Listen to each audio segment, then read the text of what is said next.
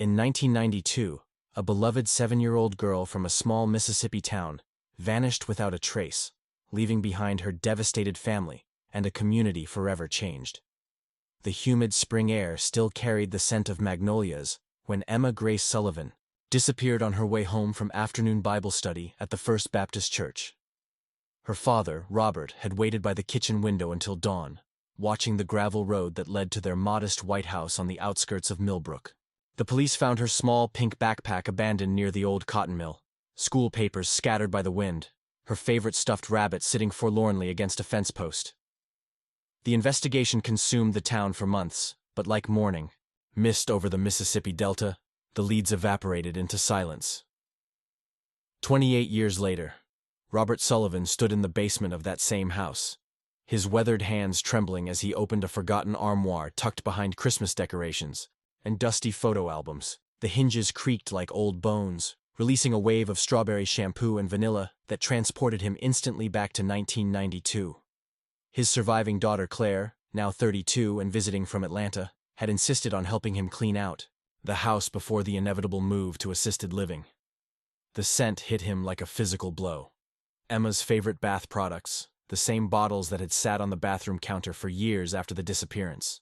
Robert had never been able to throw them away, and his late wife had quietly moved them to this armoire, along with Emma's clothes, her school papers, and the little things that made a child's presence linger long after she was gone. Robert reached deeper into the armoire, his fingers brushing against something unexpected. Emma's small diary, wrapped in one of her tiny sweaters.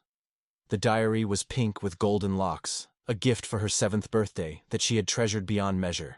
Robert's heart hammered against his ribs as he opened it, his eyes scanning the pages filled with her careful second-grade handwriting. As he read, his blood ran cold. "Daddy, I'm scared of Mr. Morrison. He keeps asking me to stay after Bible study. He says it's our special secret. Today he touched me where Mommy said nobody should touch. I don't want to tell because he said God would be angry." The basement suddenly felt colder, the shadows deeper, as if the house itself was holding its breath. The weight of 28 years pressed down on Robert's shoulders like a physical presence. He had been 35 when Emma disappeared, a factory worker who had rushed home from his shift to join the search. The investigation had been thorough but fruitless. No strangers in town, no obvious threats, no reasons for a beloved child to simply vanish into the Mississippi night. Robert had gradually lost his faith in those dark months, watching his wife Margaret wither away from grief until cancer claimed her 5 years later. He had raised Claire alone, lived a quiet life, haunted by unanswered questions. But the truth about Emma's fate had always gnawed at him like a wound that wouldn't heal. Now, staring at his daughter's terrified words from beyond the grave, he realized that the monster had been hiding in plain sight all along. Claire found him there an hour later, still clutching the diary, tears streaming down his weathered cheeks. She knelt beside him on the cold concrete floor, her arm around his shoulders, reading the words that would change everything. "Dad, we have to take this to the police," she whispered. But Robert shook his head. Deacon Morrison had been respected, powerful, untouchable back in '92, and even now his influence ran deep in the community. Claire's eyes flashed with the same determination that had made her a successful social worker in Atlanta. "Then we'll do this ourselves," she said, her voice carrying the steel that her father had lost decades ago. "We'll find out what happened to Emma, and we'll make him pay for what he did to her."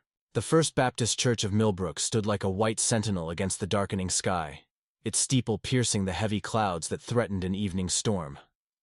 Robert and Claire sat in the parking lot, watching the building that had once been the center of their family's life, now transformed into something sinister by Emma's hidden diary. The church was empty except for the custodian's truck, and Robert's hands shook as he gripped the steering wheel. Deacon Morrison had been Emma's Sunday school teacher, a man who had bounced her on his knee during church picnics and taught her Bible verses with infinite patience. The very thought that he might have harmed her seemed impossible, blasphemous even, but the fear in Emma's childish handwriting had been real, raw, undeniable. Robert had spent the afternoon remembering details he had pushed away for decades. How Morrison had been unusually helpful during the search. How he had comforted the family with almost desperate intensity. How he had moved away to Alabama just 6 months after Emma's disappearance. They waited until the custodian left before approaching the church through the cemetery that bordered the property. The old headstones cast long shadows in the dying light, and Robert felt Emma's presence among them, urging him forward. Claire had brought a flashlight and a crowbar, tools that felt foreign and dangerous in the sacred space where they had once prayed for Emma's safe return. The church basement was accessed through a side door that had always been kept unlocked for community meetings, and Robert's heart pounded as they descended the narrow stairs. The basement smelled of mildew and old hymnals, but underneath those familiar scents lurked something else, something that made Robert's stomach turn.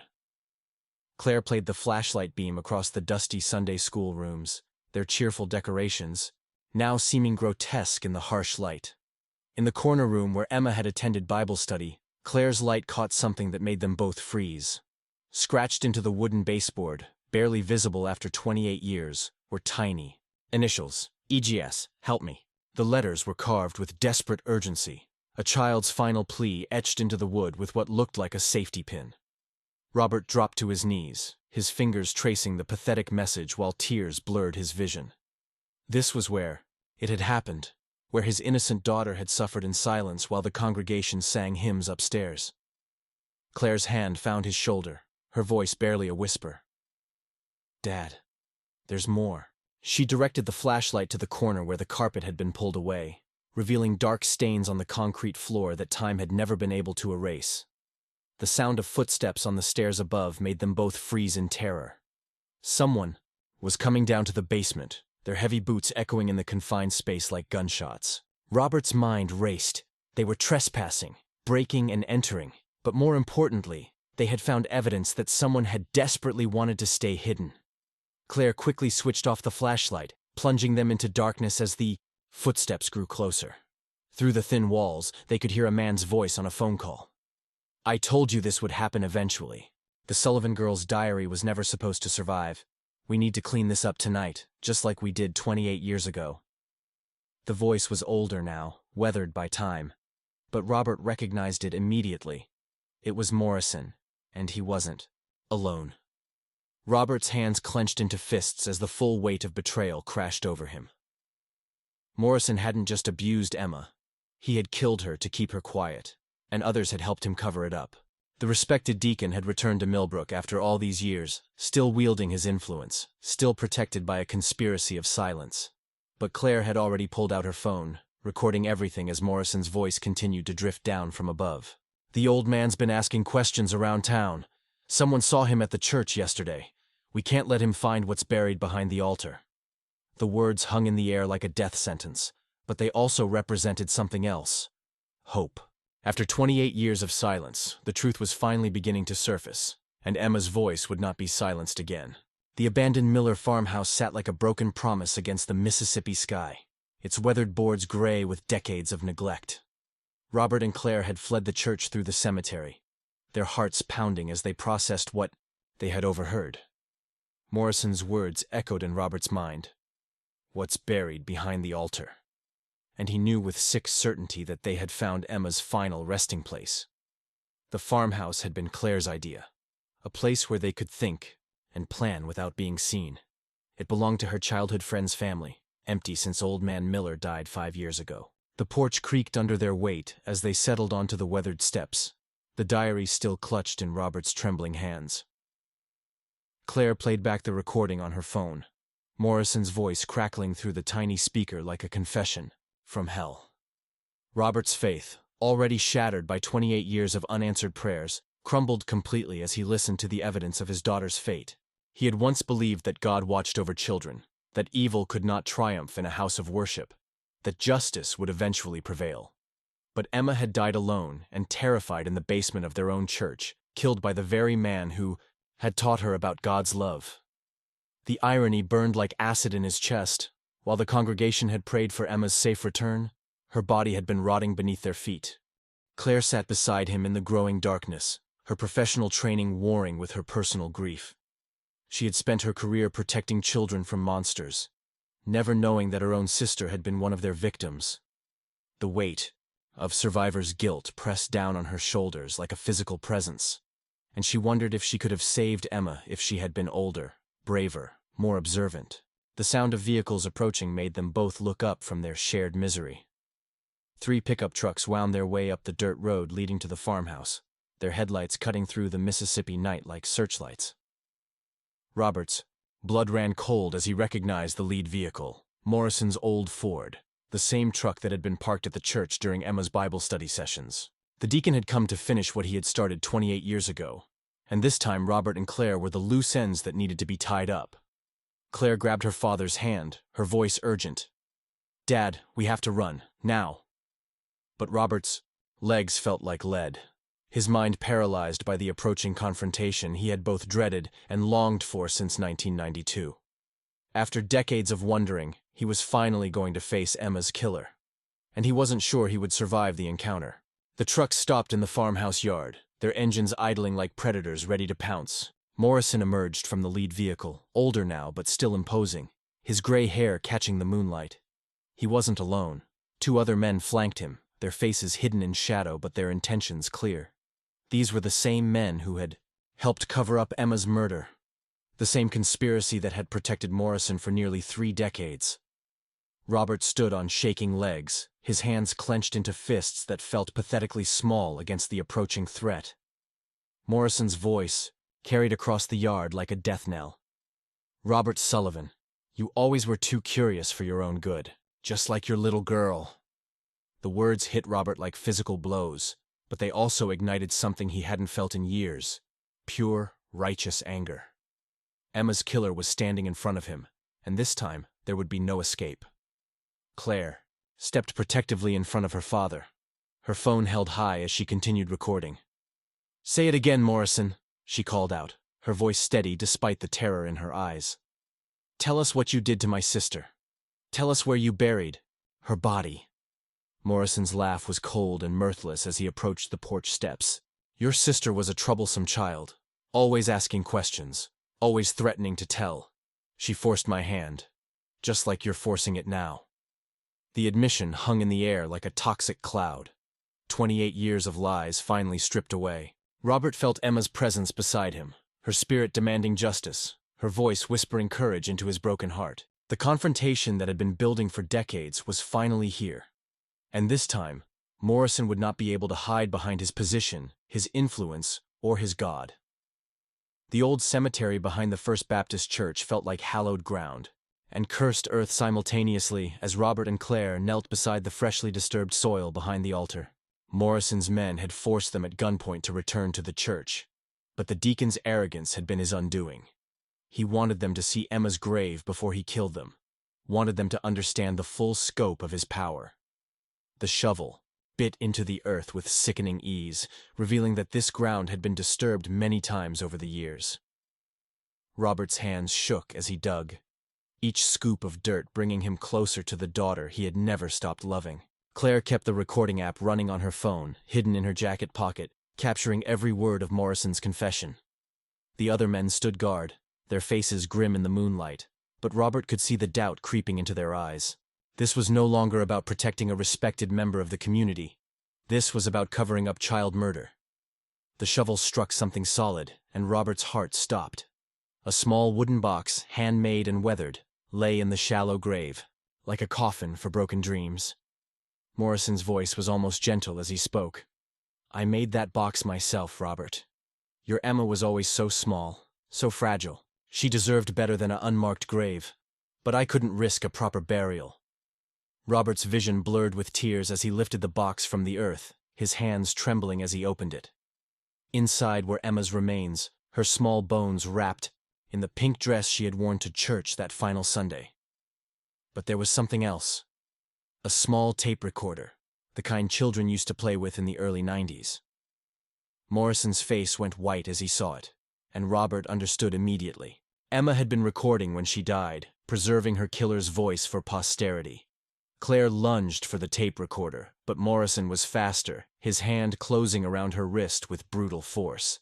"You stupid girl," he snarled. "Just like your sister. Always too clever for your own good." The gun in his other hand glinted in the moonlight as he pressed it against Claire's temple. Robert felt something break inside him. Not his heart, which had shattered long ago, but something deeper, more primal. the last of his faith in God, in justice, in the fundamental order of the universe crumbled away, leaving only a father's love and a father's rage. Morrison had taken Emma away from him once, and now he was threatening to take Claire. The pattern would not repeat itself, not while Robert still had breath in his body. He rose from the grave like an avenging angel, Emma's bones cradled in his arms, her spirit flowing through him like liquid fire. The confrontation that followed was both terrible and beautiful in its simplicity. Robert hurled himself at Morrison with the desperate strength of a man who had nothing left to lose. They crashed to the ground beside Emma's grave, wrestling for control of the gun while Claire scrambled for safety. Morrison's men hesitated, uncertain whether to shoot, unwilling to kill a grieving father in cold blood. In that moment of hesitation, Claire's phone calls to the FBI, made during their drive to the church, finally bore fruit. Federal agents burst through the cemetery gates, their weapons drawn, their voices cutting through the night like salvation itself. Morrison's conspiracy had finally been exposed. His network of corruption laid bare by a father's love and a dead girl's tape recorder. The truth that had been buried for 28 years was finally coming to light, and nothing would ever be the same. As the FBI agents secured the scene, Robert knelt beside Emma's remains, his tears falling like rain on her small bones. Claire sat beside him, her arm around his shoulders, both of them finally able to grieve properly for the first time in decades. Morrison was being led away in handcuffs, his face a mask of defeat, his accomplices following behind him like a chain of broken dreams. The tape recorder lay beside Emma's grave, its secrets finally ready to be revealed.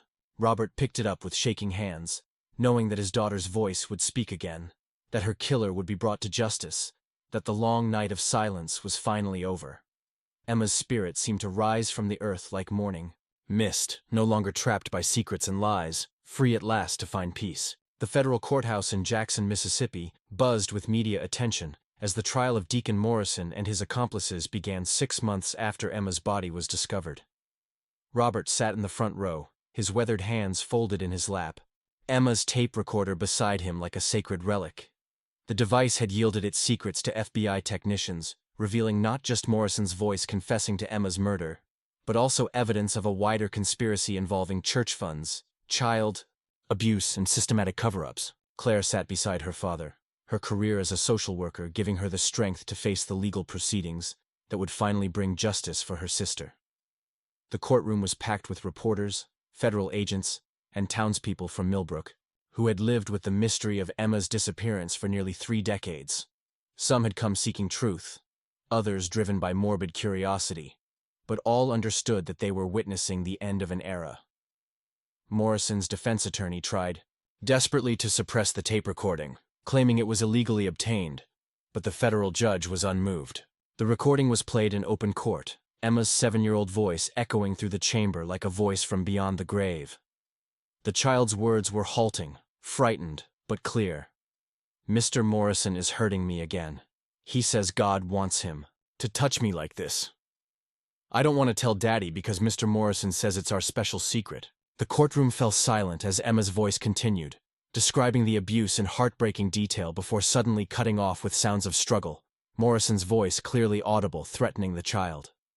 Several jurors wept openly, and even the hardened federal prosecutor had to pause before continuing. Robert closed his eyes and listened to his daughter's voice, feeling both devastated and proud. Emma had found a way to speak from the grave, to demand justice from beyond death itself. The trial revealed the full scope of Morrison's crimes and the conspiracy that had protected him. 3 other men were charged as accomplices, including a former sheriff who had deliberately sabotaged the investigation and a church board member who had helped dispose of evidence. The prosecution painted a picture of systematic abuse, financial corruption, and a network of powerful men who had protected each other at the expense of innocent children.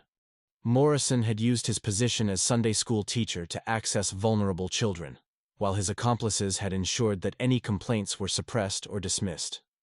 Emma had been murdered not just because she threatened to expose Morrison's abuse, but because she had overheard conversations about stolen church funds and was asking uncomfortable questions about where the money had gone. The conspiracy had roots that reached deep into the community's power structure, involving politicians, law enforcement, and church officials who had chosen silence over justice. As the trial progressed, Robert found himself transforming from a broken man into something he had never expected to become, an advocate for justice.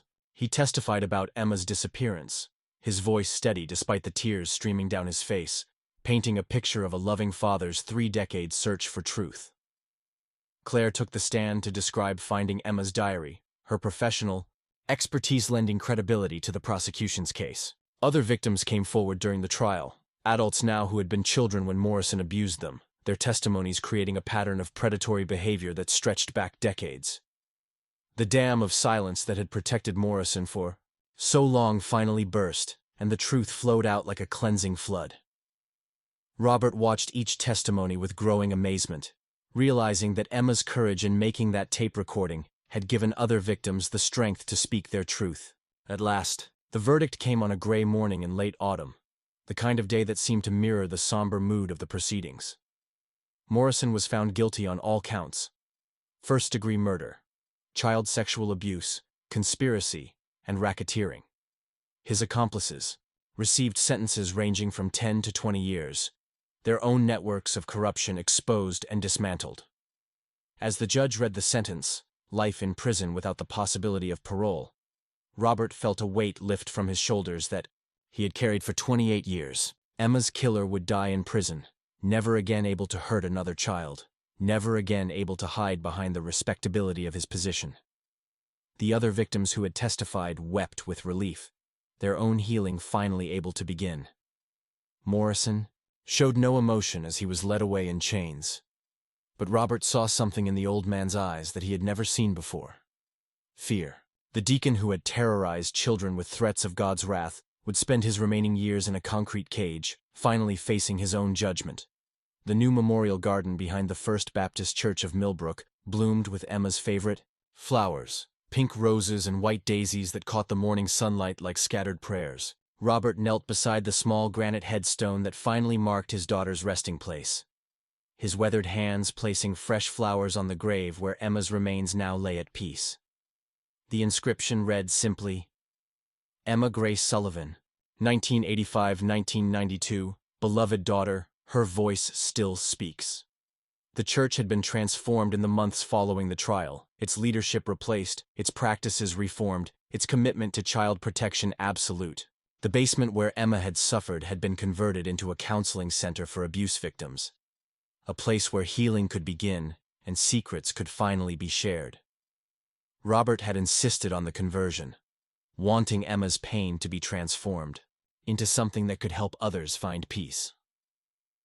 Claire stood beside her father, her own healing journey well underway through therapy and faith that had been rebuilt from the ground up. She had left her job in Atlanta to return to Millbrook, establishing a nonprofit organization dedicated to protecting children from abuse and supporting survivors in their recovery. The Emma Grace Foundation had already helped dozens of victims, funded by donations from across the country, and staffed by professionals who understood the long-term impact of childhood trauma. Robert had thrown himself into the work with the passion of a man who had found his purpose at last, his experience giving him a unique ability to comfort other parents who had lost children to violence. The foundation's headquarters occupied the former church offices, its walls lined with pictures of children who had been saved by Emma's courage in making that tape recording 28 years ago. The spiritual healing had been more difficult than the practical work, but Robert was slowly finding his way back to faith. Not the blind trust he had once placed in religious authority, but a deeper understanding of divine love that transcended human corruption. He had joined a small Methodist church across town, where the pastor was a young woman who preached about justice and protection for the vulnerable.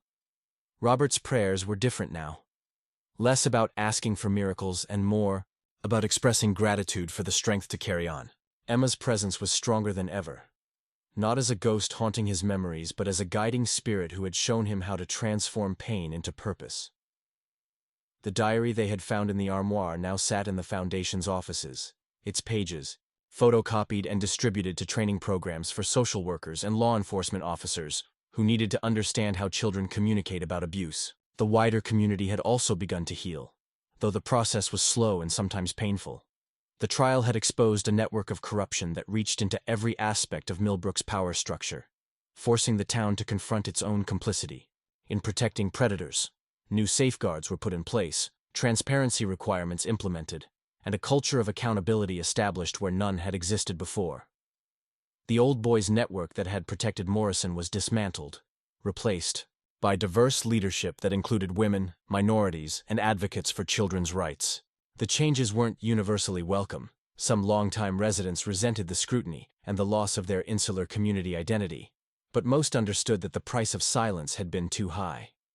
Children were safer now, and parents were more vigilant, and the conspiracy of silence that had allowed Emma's murder had been shattered forever.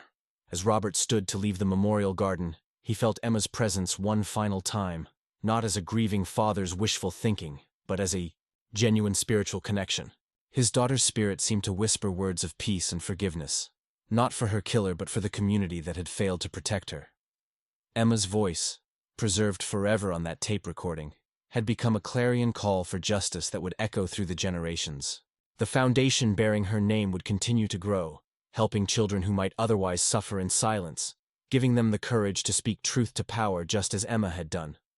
Robert's faith had been tested and refined by fire, emerging, stronger and more purposeful than ever before.